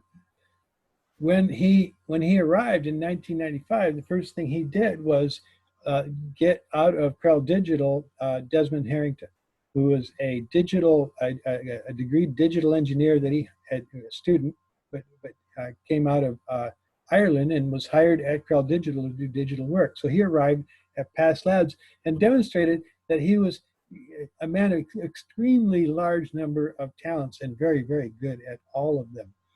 And so eventually, Past Labs is kind of a company where somebody's got to be president, but nobody actually wants the job. It represents work. And I did it for some years. And then after Joe had gotten acclimated, I go, "Okay, Joe, you're the president now." And so he did that for a few years, and he finally went, he made Desmond the president. So now he designs, but here's the thing. When Desmond had arrived, Joe had invested in sending him to school to do industrial design back east. And when he arrived, he arrived with a portfolio of amplifier design pictures that he had done. And we're just going, "Wow, this is incredible." And it was all this stuff that well, actually, ever since then, as of 1995, everything you saw was something that Desmond did. And so all these chassis you see, the faceplates, the logos, the graphics on the advertising, you name it, on top of also actually literally running the company, that's all Harrington. So he gets the credit for all of the cosmetics, but I'm the guy who did those original Aleph heatsink units. Let's see. Yes, they still are beautiful. Can you compare, XA25 as opposed to 200.8? I can't, and the reason is I don't have a 200.8 here. And I really mostly have to kind of run from memory. It's a case of triangulating. Desmond and Wayne would be in a much better position to, for instance, comment on that, because that's literally what Desmond has got attached to his tannoys all the time. But I can tell you from my experience, but also talking to other people, the XA25 is a little less warm than the XA200.8, and well, it doesn't have the power factor and the ability to deliver a lot of current into your more difficult loads. That doesn't typically influence that when you're driving tannoys, because you're only running a few watts, and life is good. The 200.8s are what I would pick if I was running watt puppies or something which could actually reveal the differences by virtue of being a difficult load. So there's a certain, There's a certain difference in personality. In some ways, I prefer the 200.8 simply because it's slightly warmer and the presentation is slightly deeper. The XA25 simply, surprises everybody by being as dynamic and lively as it is. So that's about all I can offer on the subject, because like I said, 200.8s, I don't even have neighbors who can help me lift those. Would I consider building a current gain? Just a moment. I've lost my spot here. Just a moment. Oh, okay, hold on. A current gain. Oh, phono amp. Okay, by that you mean a transimpedance? Perhaps. Well, actually, the very first moving coil phono stage I ever did was using, they were MPS 6571. They're very low noise NPN transistors that low noise. I'm sorry, can you repeat the last sentence? Yes, which one? Just the last two sentences. Okay. We were talking about the first moving coil stage I ever made. And that phono stage, normally if you're doing a phono stage for a moving coil, what you do is you get some really low noise transistor, and maybe you parallel a number of such low noise transistors for even lower noise. And then you drive the base, or if they were FETs, you'd drive the gate, and they run gain off the drain or the collector. And that's the standard way that you do that. And you can do it with or without feedback. That's a separate issue. But it delivers gain, and it delivers a good load. There is another way of approaching that, which is given that the source impedance of a moving coil cartridge is so low. I mean, you're talking 10 ohm-ish or less kind of numbers. And you're looking at potentially loading them at anywhere from, I don't know, I suppose a minimum of 10 ohms to maybe 100 ohms, or maybe even 1K here. Given that your cartridges can drive those lower impedances, you have another mode of operation available to you, which in the case of the bipolars that I did are known as common base, where the signal goes the base is grounded, and the signal comes out of the collector. So exactly the amount of current going in, or not quite, but almost exactly, for FET, it literally exactly. The gain going in the emitter is, the current going into the emitter is the same as the current going out. In fact, it works, it's almost like you cascoded the cartridge. You have loaded it with a common base, or in the case of a FET, common gate stage. And the interesting thing about that is it's got the low noise and everything, but it has incredible bandwidth. In fact, that's why you cascode transistors, is to, you know, make them free of these kinds of issues. So it was the first one that I did. Now I've seen it show up, that concept show up recently as a transimpedance moving coil stage. And he didn't send me the schematic, you know, what's with that? But from the description, I gather that would be the kind of. CH Precision in Switzerland sells a current gain phono preamp for moving coil cartridges. So the impedance presented to the cartridge is sub 1 ohm, because and it's for moving coil cartridges. Yes. And you don't have to worry about setting the resistors to balance or to damp the resonance or whatever. You just run it. Well, the other thing you can do is you can simply put resistance in series with that circuit. For example, if the cartridge wants 100 ohms, you could put 100 ohms in series with it. Not difficult to do with any version that you want. In other words, you could take that circuit, which is sub 1 ohm, and say, oh, but I must be loading at 100 ohms. You just put 100 ohms in series, and that cartridge will see that load. So the thing is that audibly, you don't need to do that with this. Somebody would probably argue that there are cartridges that would prefer to see the impedance that's a little higher. But I don't even design phono stuff anymore. That my partner Wayne is the guy who handles that, and he's still we're still on those Toshiba JFETs that we bought once upon a time. So toward that end, our approach hasn't gotten wild and crazy. I've always been interested in kind of maybe exploring that, but I know there's a long list of things that are similarly qualified on my computer screen. Let's see, what else we got? Current gain for cartridges. And let's see. XA200s are definitely warmer. Oh, good. I'm glad to be right on that. It's been a while. So you all can still hear me? Yes. Yes? Okay, good. Well, I don't have any more questions. What happened? Oh. Do I discuss ideologies and ideas? Not typically. Most of the guys I know they're not nearly as personable as me. Not that they aren't nice people. Let's see, who do I talk to?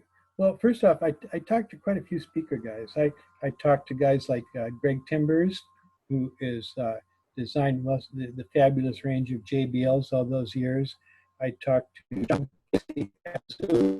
I talked to well, let's see, who, amplifier wise, who do I talk to? On the rare occasions where I see John Curl, we always have a great conversation. He's always most illuminating. Same thing with Bob Cordell. Again, somebody who can sit and talk to at length. It's interesting, there's in England, there's Doug Self, who is an authority on amplifiers. I was always turned off by his writing. Oh, not that he was saying anything wrong. Something about his attitude in writing is like how some people are when they're emailing or posting online. You don't get the proper impression of what that. And then when you sit down at dinner with them, and spend some time, you go, wow, what a great bloke. This is really, that was absolutely great. Well, let's see, who else do I know? I kind of, nobody sits down and shares their secrets with me. And, you know, here's the best part. Is I'm generally pretty open with what it is we're doing and how we do it. And in terms of what our competition would be able to discern, they understand everything I'm doing easily enough. In fact, I've got guys on DIY audio who reverse engineer circuits of mine from a casual description. And often as not, they are apparently spot on. But that's okay. Because, and I'm not sensitive about this, because the thing is that I haven't actually had any instances where my competitors have actually copied my stuff.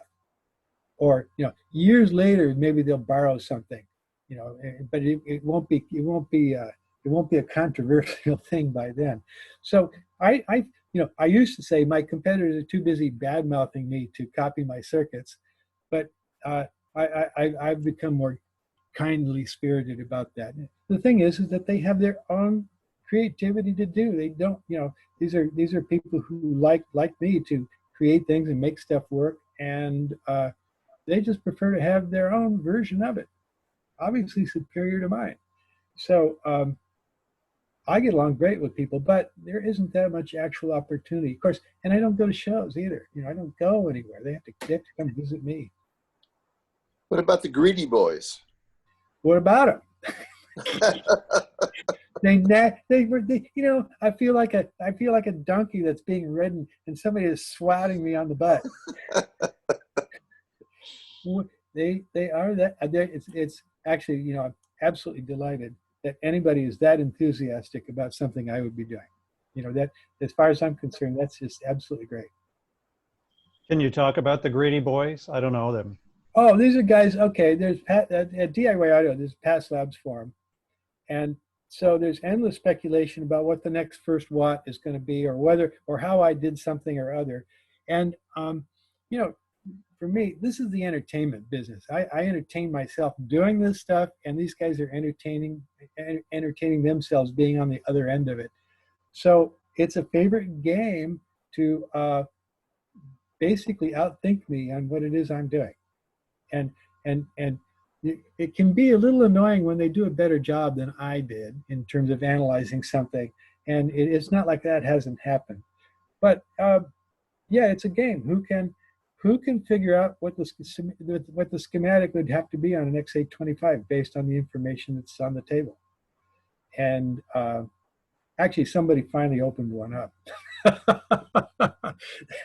Somebody actually bought one, which is another sale for me. But they are constantly nagging. This crossover that is just coming out, they've been nagging me for 6 months. Of course, I always foolishly tell them about this stuff in advance.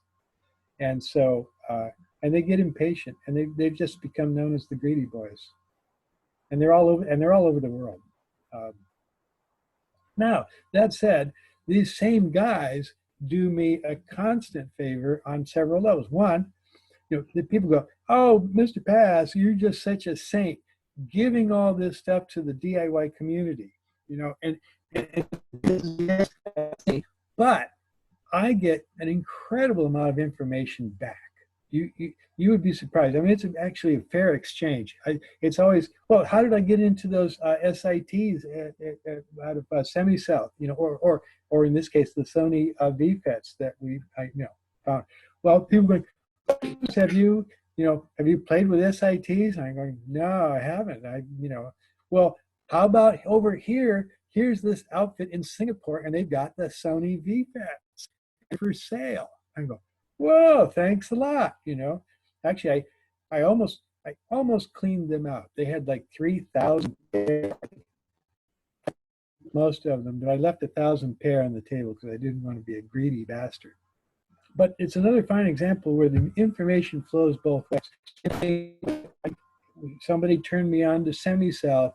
where I was able to get my SITs made custom. It was just, constant thing of, Mr. Pass, have you seen this? And I'm going, oh, gee, no, I had not. Thanks very much.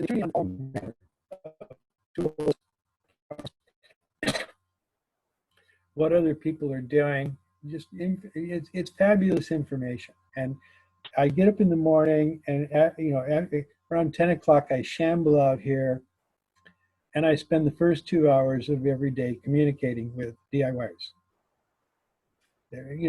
First in email and then going online at DIY Audio and just, going through this and making but it is the first 2 hours of every day.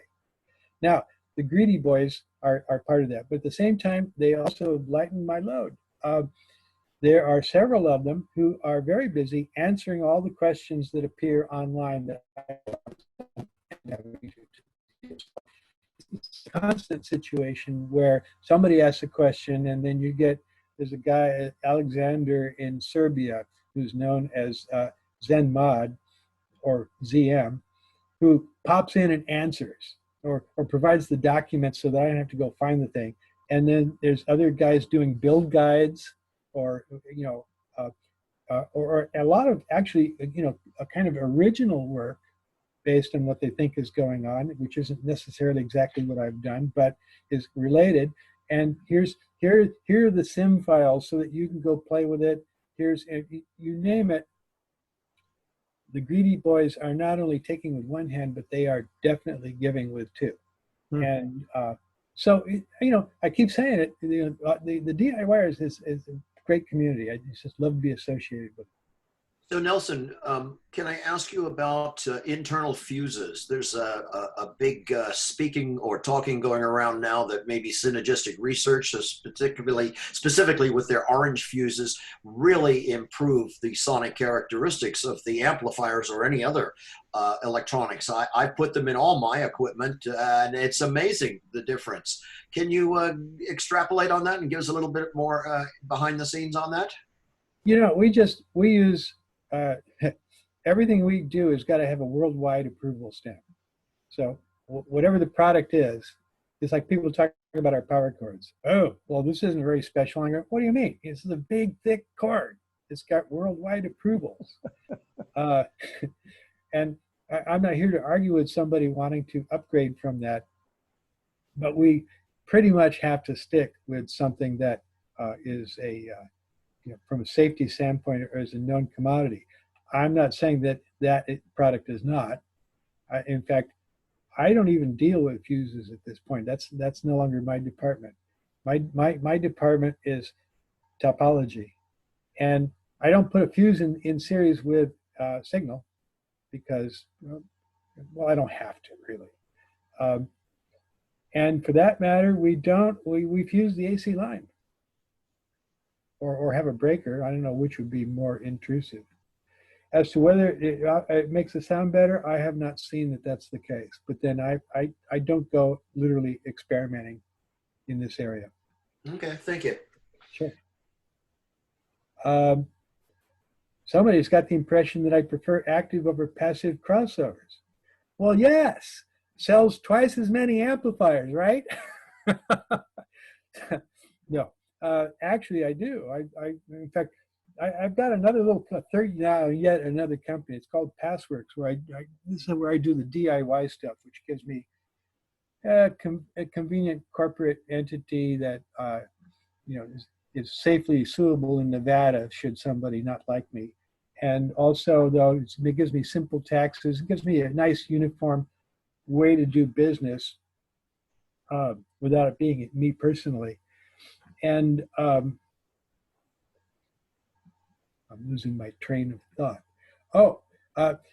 Lately I've been concentrating on active crossovers. I think I was kind of interested in that. I've always played with it. When I did the SLOB project, the slot loaded open baffle, it only really worked with an active crossover of particular type and EQ figures. And then Siegfried's, it turned out his LX Mini needed exactly the same topology to go active if you're going to do it with analog. So that was really convenient. So I started doing crossovers. And But you know, actually, I started at ESS doing crossovers in 1972, and I was doing them in 1971 for a product that I was selling. So crossovers are really old time stuff for me. You know, it's like going back to having fun about what things that you used to enjoy. But active crossovers, I just think are very interesting because apart from whatever anybody might be doing with DSP, I'm still not convinced that anybody's properly addressed the needs of active crossover adjustment and alignment in terms of the flexibility. The closest thing that I have as a reference there is the XVR1 from Past Labs, which last time I looked was Greg Timber's work, you know, day-to-day work tool in terms of development, because you could screw around with anything and you could set all the poles of the filters arbitrarily. And you know, in the products that I have, in fact, even recently just kind of surveyed, that's not particularly available. And by the way, if there is such a thing, I'm sure that one of the greedy boys will tell me about it. But crossovers, I think are, you know, for DIYers, it's the last big frontier. I also think that for people who care about the relative sounds of their amplifiers, in other words, some like the small single-ended tubes or the single-ended Class A's, and the other guys are into the push-pull. Then there's other guys who want, you know, that their amplifier should be, you know, able to do a tractor pull. Everybody's got something that they particularly like, but I've noticed that they have preferences for which kind of amp would be mated with a particular kind of driver. They're talking to some guys right now who are, you know, JBL compression driver guys, and they want a, you know, they're looking for a single-ended Class A FET, you know, like what would be have been called an F2 if you're on the first one problem. And but you know, they're probably running something monstrous on the bottom. So they'll have a couple hundred watts on the bottom and then pick something with a certain amount of personality for their very efficient compression driver. Active crossovers gives them a wonderful opportunity to mix and match yet another set of components. And they can adjust them to get what they want, assuming that they have any sense of what that might be. Sometimes the manufacturer's sensibilities in terms of what they're trying to create doesn't quite match the customers. And one example, well, my favorite example is simply Greg Timbers. The first product he ever did at JBL was the L300, the one with the glass top, because it was the start of the disco age. And the thing was is that I had a pair and go, you know, I like this, but there's just something about it that, you know, and I rationalized it that ultimately, first off, it had been voiced for a particular age, which was the 73 or so. And but the other thing about it is Greg had to presume that it was going to be driven by several hundred watts, and somebody was going to try to run a disco with it, and so he designed those crossovers to protect those drivers so they didn't come flying back. When I had the L300s, I'm going to drive them with a little 5-watt amp because that's all they ever needed, and I don't have to protect the drivers. I'm free to do something else, and so I tackled that, and I ended up with a passive crossover for it and published it. Interestingly, I wrote an article about that, and quite a long time later, I heard from Greg Timbers, who had designed the L300. He goes, "Oh yeah, that was a great article, and I really enjoyed, you know, reading about it and all that and the stuff that you did." And I'm on the phone going, "Thank God I was very polite and respectful in the article about the original product, because I didn't know that Greg had done it." And so I saved myself from particular embarrassment on that occasion by explaining that I could hardly make it better, and the only way that I could really do anything with it was the fact that I could relax on the constraints of what might not blow it up. So, but crossovers are just always kind of in the background. I find crossovers a lot of fun. I mean, it's an area where you can screw around with amplifiers and spend quite a bit of time in blind testing, wondering if there's a difference. Crossovers, instant gratification. You can hear it every time. These are gross effects as to some of the more subtle stuff that you deal with, say, in an amp or a preamp. So I find them to be a lot of fun. And the constraints aren't bad. If you can get plus minus 3 dB out of a crossover and it sounds good, you're done, because nobody is really very flat. It's not like amplifiers where you got double O something distortion numbers, and you have to compete against that. If you're looking at commercial product, even under ideal circumstances, plus minus 3 is cooking with gas. Plus minus 1, I don't think I've seen it ever. So the constraints and the conditions of what represents quality for crossovers, the idea is that the drivers are sufficiently flawed that your ears really are in a position to render proper judgment. And like I said, it lets me use up more amplifiers. Let's see.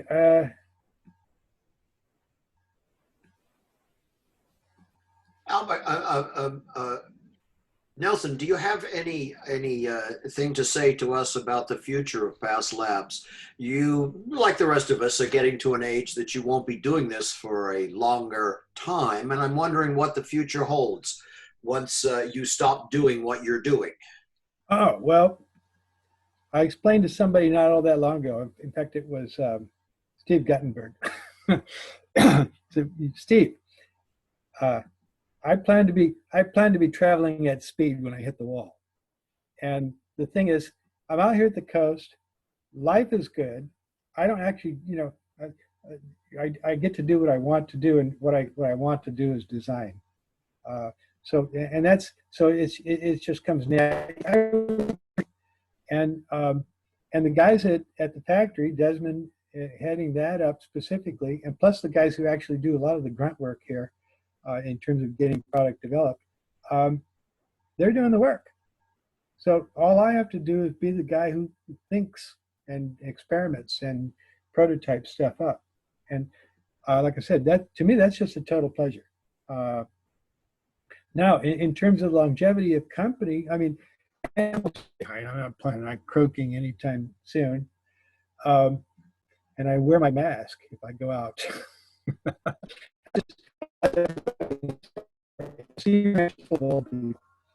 And but the other end of it is that Desmond, who's starting to get up there, but still far short of retirement, is just doing a terrific job. My partner Joe died, well, years ago now, unfortunately, but his wife Barbara, who I worked with at ESS, stepped in and took over a chunk of the company and began, and by the way, she's now a major stockholder. She's working, but then, the years go by, she has decided to back off and be like kind of a remote authority for supervision. But her daughter, who was an accountant out of Hewlett Packard, joined the company and is now literally, running the books on a day-to-day basis. Desmond is still there making the intelligent decisions. And we've actually dragged forward a lot of the old people from the old days. I think I didn't mention that my wife I met at ESS. She was one of the people making the diaphragms for Heil speakers. I have people who have on and off been with me since ESS days. And a lot of them are threshold people like Wayne. We recently reacquired Mike James, who's an incredible talent technically. He got the laser company he was working at decided to move, and he didn't want to move with them, so he just came back. He came and joined PASS Labs just this last year. But we have a bunch of people who go back to the 70s in terms of, and who are still there. And some of them are retiring out, but new talent keeps coming in. But there's a lot of connection going back all that far, so that the culture of the company is pretty tight. Thank you. Yeah, and I don't know what it's going to do. As the years go by, we're looking at, well, suppose the coronavirus wipes it out. Well, okay. you know, I, I believe I have enough money. That isn't doesn't have to be the motivator for me. And I would have to say that everybody else who is participated at the top level of the company is you know, independently taken care of. So it really just comes down to making sure that the people we have working for us are well positioned for the future. I stuck my name on the company so that I wouldn't sell it, because I've gone through that experience past, plus I've seen it elsewhere, which is when you sell a company, it all goes to hell. And I go, I don't want to go through that exercise. And so I assured myself of that situation simply by putting my name on it. And I have a majority stake by a thin margin, but it's enough to anchor the company. There is no there's no thinking throughout the ownership of, oh, well, we could do this or we could be doing that. I had encountered that previously, in particular at Threshold, because I didn't have a majority stake. That said, I don't run the company, and I praise and bless the people who do and encourage them and help them at every opportunity. And they're a pleasure to work with. So it's real easy for me to address whatever things that they need. And right now, I just wrapped up the initial design of a very large power amplifier, because some of my distribution is clear on the idea that you don't really want Dan to have the biggest amplifier. After I'm done, Dan will still have the biggest amplifier, but anyways, R&D is what I do. Plus, lately I've been doing a lot of Zooming. Thank you. I get my 2 hours every morning communicating with audiophiles and DIYers. Well, that's great. No plans to go public with the stock for your company? Nah. You want to No, retain? privately held, it's wonderful. I mean, I have zero complaints. But then I'm very lucky in terms of the people I'm associated with. Well, we're very lucky that you communicate with the DIY community as well as with us. Making yourself accessible is, I think, a benefit not only to us, but to your company and the industry as a whole, clearly. Well, let's see. Is there an audio review writer you look forward to reading? Oh, I don't know. Oh, that's to somebody else, huh? Well, no, I guess that would be for me. I have no idea about that. Do you have a favorite class of speaker? I love, here's the thing. I love all amplifiers, even the crummy ones, are a delight to me, because you hook them up, you play with them, you listen to them, you get to see something that's different, you get to experience something that's different. Sometimes you can really appreciate where they were coming from. Sometimes you were chagrined to see that maybe they did it better than you. But I like all speakers. I mean, I don't even have a favorite category. I have the tannoys because it puts me in the same reference position as the people back at the factory. But I also have a pair of SR1s, a pair of SR2s. I've got 2 pair of JBLs. I've got cubes. I've got louders. I have everything. I kid you not. In fact, there's a new driver company called La Voce. Anybody run across that yet? I just ordered up a whole buttload of their drivers to play with. And I have, stacks of boxes that are waiting for drivers to go in. So I really, if I guess I have a hobby, which is loudspeakers. But, the whole thing is just really, I just enjoy all of it. I just got some real nice switching amps from, I'll qualify this. I got some nice little subwoofer switching amps out of Parts Express. They were $84, and they're made by Young, Y-U-N-G. And they had other brands, but they were all sold out on those. And so I bought some of these because I've got a friend here who needed some subwoofer action. I didn't really want to give him a first watt for that because it probably wasn't appropriate. So, but I got it here, and I haven't listened to it yet, granted, but I tested it, and it was rated at 100 watts, but gee, it did 170 into 4, and it was rated at 100 into 4, so I was already exceeding my expectations. The distortion was reasonably low, okay? There was a little bit of a distortion hump down around, some large fraction of an amp. It went away. There was no big deal. And, it had some cool features. It had a real nice crossover on it. You could just turn the knob and the crossovers worked like glue, and I ran the curves on it. And the level control had a 40 dB range of gain for this, so that you could drive amps directly into it, or you could drive it off the output of a preamp and have tons of gain. Had a phase control. You could literally look on the scope and it would phase 0 to 180 nice and smooth, and had a limiter that you couldn't, in fact, I couldn't clip the amp because the limiter would notch the gain down to retain. I couldn't clip the output waveform with a high input signal because it automatically had a limiter right there. So you can abuse it and it wouldn't go any higher. $80, and not only that, but the 300 watt version went on sale for $94. So I ordered some of those because, it's great to be able to get in there and play. And even if it isn't the last word in subwoofer amplifiers, I know that somebody's going to enjoy those. And I certainly enjoyed playing with it on the bench. Let's see, anything else?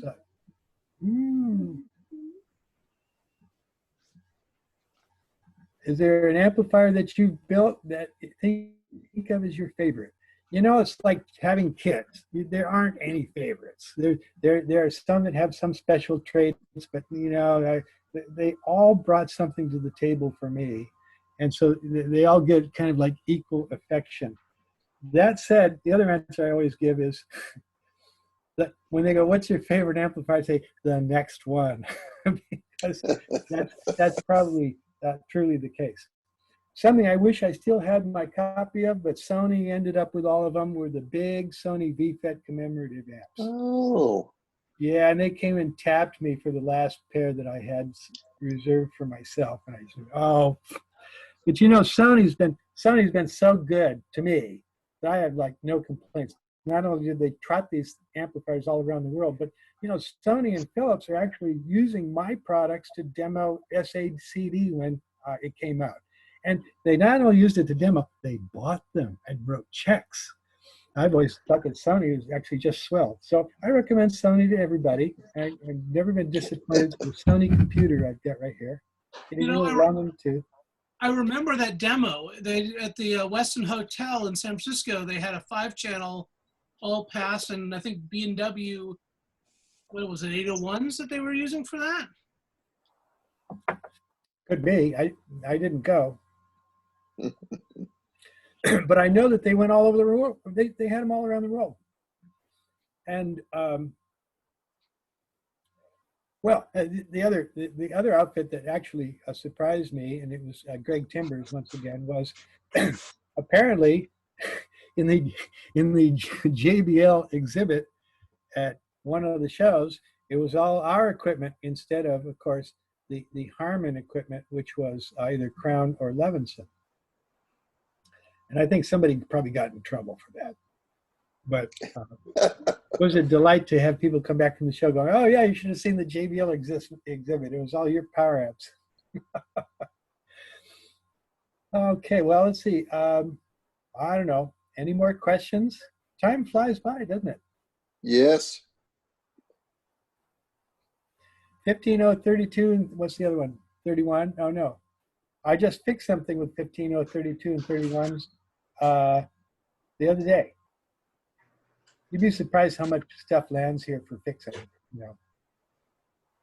and how much you can do if you're brave, even without documentation. It's like poking. And in this case, I poked the transistor and it fell off the thing. It had its case and split, and it was like, oh, well, I guess I know what the problem is now. Plus, it had a cap failed. That was a musical fidelity, but it was actually a earlier British Fidelity, same model, but in Britain they call it British Fidelity. So somebody sent me a nice bottle of wine for that. No, but that was those are the transistors that are actually stuck in there. Any other questions? Let's see. Do you get to watch the pelicans every evening and every morning? I don't see as much pelican as I wish, but I love the pelicans. They are a sight to behold. They are. Because it's like a bomber squadron in formation, coming down low, ready for a run, and it's just they don't get any more graceful. And they're elegant. Yes. When I moved here, my neighbor said, if you're not a bird watcher already, you will be, because my view is a combination. I've got the water, but off to the right, I've got a hedgerow that they use to separate the 1 mile sections of Sea Ranch, which is not too far away, and a very nice meadow in between. And all the wildlife, and I mean all the wildlife, you name it, we're feeding it. But so we have hawks, and we have ravens or pests, and but mostly they like us because first off, our yard is safe, and our dog is too old to chase them, and also we feed them. But I've come to appreciate buzzards probably as much as the long-beaked pelicans. Yes, but we get it all. It's actually really great.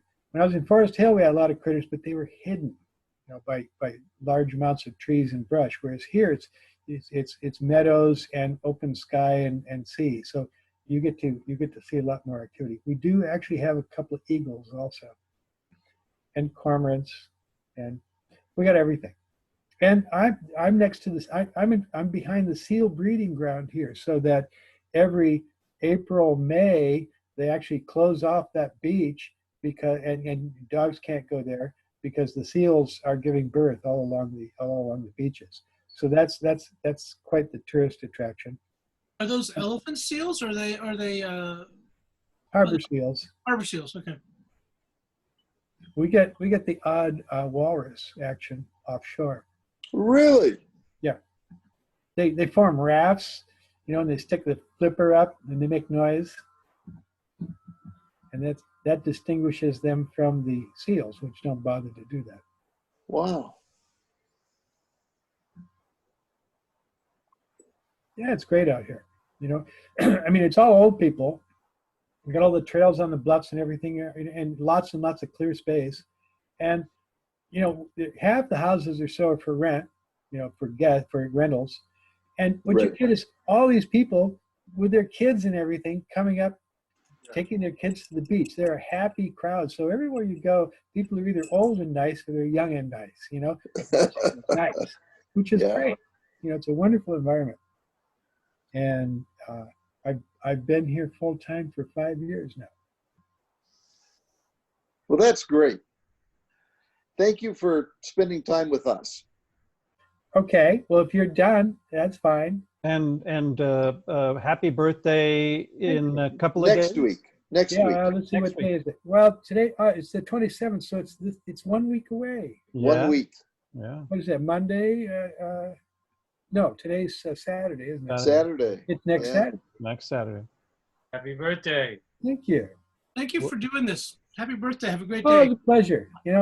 I don't get out much, so I do like to talk. We'll all have a glass of wine and toast you on your birthday. Yeah. All right. How that works. Or right now. Yeah. Or right now. Thank you, Nelson. You have a good evening. All right. Thanks, guys. It's such a pleasure. It was great. If I ever travel, I will come down. And we'll do this in the future. All right. You're always welcome. I'm always, I'm not really doing anything else. It's not a big problem. I've got my desk and my bench. Drinking wine and designing amplifiers. Actually, I find that the wine puts me right to sleep, so I have to reserve that for later. Later. Yeah, well, you know, it's very simple. You take a little wine and watch watch the YouTube news and find out how it's all going to hell. And but what we do is we're still finishing Cheers, and we still got one season to go before they take it off. Oh, yeah. So that's what keeps our spirits up. Okay, well, thanks again. All right, thank you. Thanks. Appreciate Bye. this invite. Cheers.